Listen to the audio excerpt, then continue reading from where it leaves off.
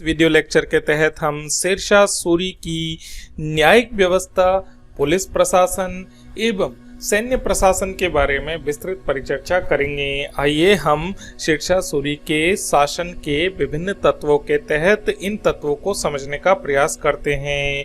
इस video lecture के तहत हम निम्नलिखित बिंदुओं के ऊपर परिचर्चा करेंगे। सर्वप्रथम हम पृष्ठभूमि समझेंगे शासन की, उसके बाद हम ये देखेंगे कि मध्यकालीन भारत के इतिहास में शेरशाह के काल में किस तरह की न्यायिक व्यवस्था थी।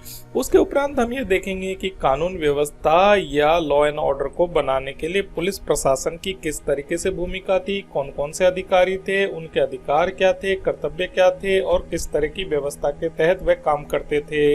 इसके अंत में हम ये देखेंगे कि शेरशाह के द्वारा जो साम्राज्य स्थापित किया गया वो रक्त एवं लौह की नीति के तहत स्थापित किया गया और इस रक्त एवं लौह की नीति को बनाने वाली या इसके आधार को निर्मित करने वाली सैन्य व्यवस्था के बारे में भी परिचर्चा करेंगे। आइए हम 3 अलग अलग बिंदुओं को विस्तृत रूप से परिचर्चा करके मध्यकालीन भारतीय इतिहास के महानतम शासक शेरशाह सूरी के बारे में अपनी जानकारी में बढ़ोतरी करते हैं। सर्वप्रथम हम देखते हैं न्याय व्यवस्था। शेरशाह बहुत अधिक न्यायप्रिय शासक था। वह साम्राज्य का सबसे बड़ा न्यायाधीश था।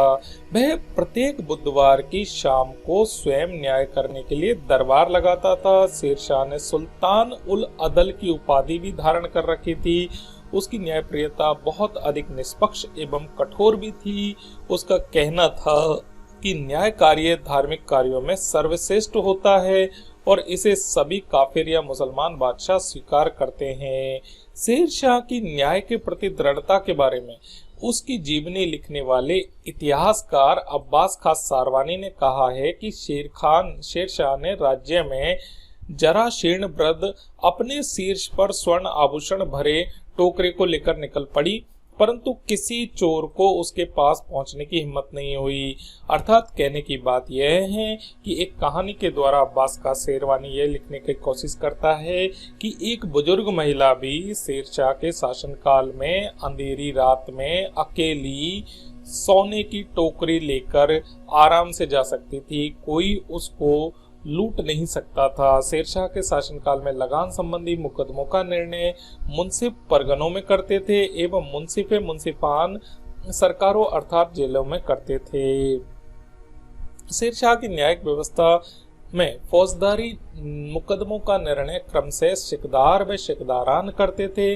काजी असैनिक मुकदमों का निर्णय करते थे। गांव के मुकदमे ग्राम पंचायत के द्वारा निर्णित किए जाते थे एवं शेरशाह के शासनकाल की अल्पता के कारण वह ग्रामीण लेवल पर इन बदलावों को नहीं ला सका। शेरशाह की न्याय व्यवस्था बहुत अधिक कठोर भी थी, जिसमें कैद, कोड़ों से पीटना, अंग विच्छेद करना, जुर्माना आदि भी निश्चित रूप से थे। शेरशाह के समय कोई पृथक पुलिस व्यवस्था नहीं थी। साम्राज्य के विभिन्न अधिकारी अपने अपने क्षेत्रों में शांति व्यवस्था स्थापित करते थे। शेरशाह ने पुलिस व्यवस्था के संदर्भ में स्थानीय उत्तरदायित्व के सिद्धांत पर कार्य किया, अर्थात जो अधिकारी जिस क्षेत्र में नियुक्त होता है उसे शांति व्यवस्था बनाए रखने का उत्तरदायित्व उसी के ऊपर होता है। गांव में कानून व्यवस्था स्थापित करने का काम चौधरी मुकदम नामक मुख्य अधिकारी करते थे। उस समय पुलिस का कोई अलग विभाग नहीं था। सैन्य अधिकारियों के द्वारा अपने क्षेत्रों में कर्तव्य का प्रदर्शन किया गया था। कानून और व्यवस्था बनाए रखने के लिए स्थानीय अधिकारियों को जिम्मेदार ठहराया गया। अगर वे असफल रहते तो उन्हें दंडित किया जाता था। मामले में अपराधी का पता लगाने पर स्थानीय अधिकारियों के द्वारा नुकसान का आकलन किया गया। गांव के मामलों में यदि गांव के स्थानीय अधिकारी किसी हत्यारे का पता लगाने में विफल रहते तो गांव के मुखिया को मृत्युदंड दिया जाता था। इस प्रकार कानून और उनका प्रवर्तन गंभीर लेकिन सफल था। इलियट ने टिप्पणी की, शेरशाह के समय में एक बूढ़ी औरत अपने सिर पर आभूषणों की एक टोकरी रख सकती थी और यात्रा पर जा सकती थी। इस विषय पर हम परिचर्चा कर ही चुके हैं।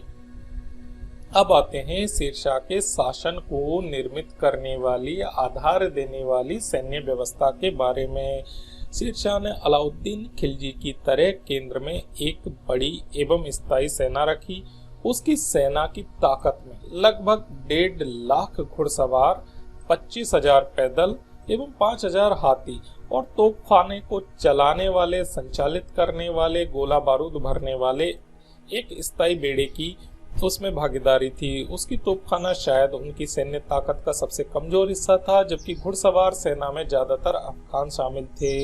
हालांकि अन्य मुस्लिम और हिंदू भी सेना में कार्यरत थे। शेरशाह ने अपनी सेना को भर्ती, प्रशिक्षण, पदोन्नति, अनुशासन, वेतन वितरण, हथियार, कपड़े आदि की आपूर्ति में व्यक्तिगत रुचि भी निरंतर रखी।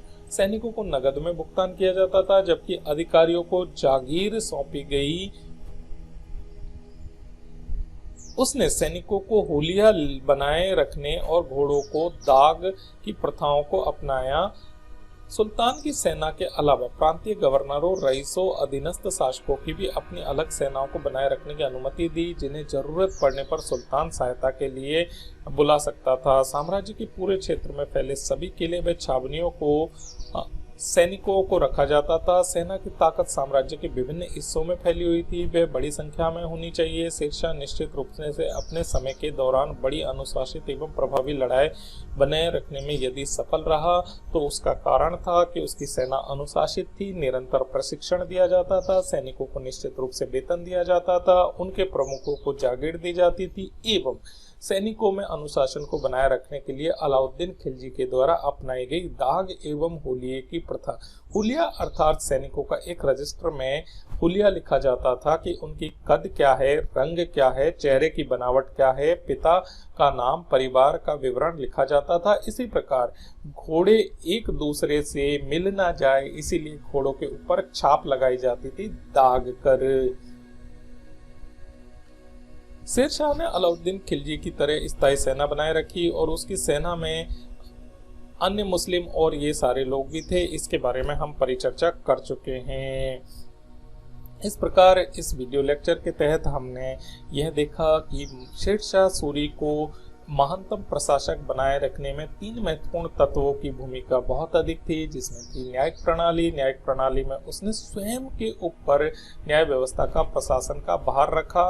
दूसरी तरफ पुलिस व्यवस्था को उसने एक अलग स्वरूप दिया कि जो अधिकारी जहां काम करते हैं उनको शांति व्यवस्था बनाए रखने का अधिकार अपने क्षेत्र में था। इसी प्रकार सैन्य प्रशासन के तहत उसने केंद्र में अपने पास बड़ी स्थायी सेना रखी एवं सैनिकों में अनुशासन एवं प्रशिक्षण के लिए अलाउद्दीन खिलजी के समान उसने दाग व हुलिया की प्रथा को रखा और इस प्रकार उसकी सेना एक संगठित थी, प्रशिक्षित थी एवं निरंतर वेतन पाती थी और इसी के बल पर शेरशाह सूरी ने एक विशाल साम्राज्य की स्थापना करी। Thank you.